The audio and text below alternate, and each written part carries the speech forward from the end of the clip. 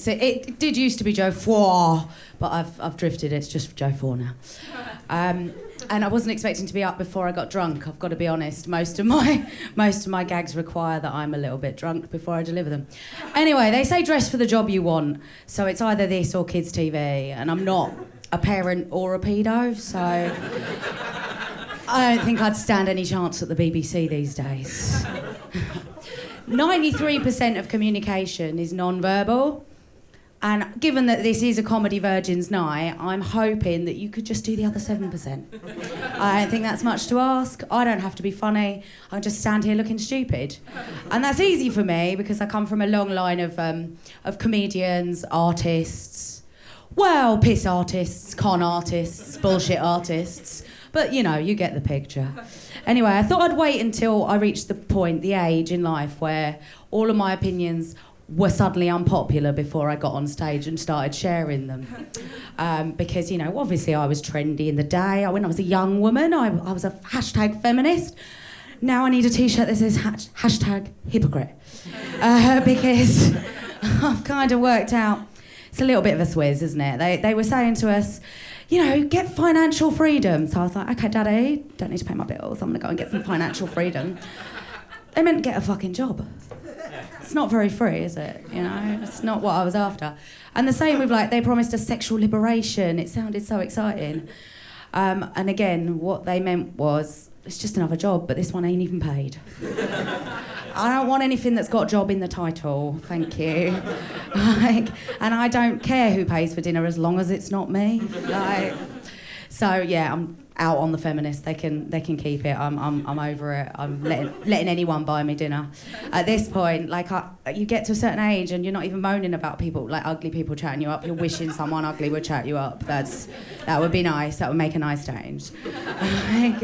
But I mean, I know part of it is my fault. Like my boyfriend recently told me I'm too fat to fuck. Sort of the point, mate. Like I was just like, yeah, that's the plan. Like. Now I don't have to do any work and you're still buying dinner. And you know you've reached that point in your relationship where things are getting comfortable because like my sex life doesn't even register as exercise on my Fitbit anymore. But then again, I've told him I'm into S&M, but mainly so that I can lie there.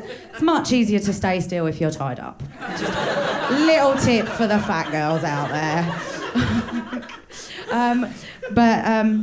I mean, you know, you just think to yourself, I'm living in a world, like once upon a time, I was smart, I was interesting. Honestly, I'm not lying. Nowadays, like I was reading a yoghurt the other day. Yeah, I know, rock and roll. But like, it said on the back it was filled with friendly bacteria. Like now I'm competing with my snacks to make friends. Like, no wonder I'm now the loser. You can stand in a room on your own and you're not the smartest or most connected thing in it.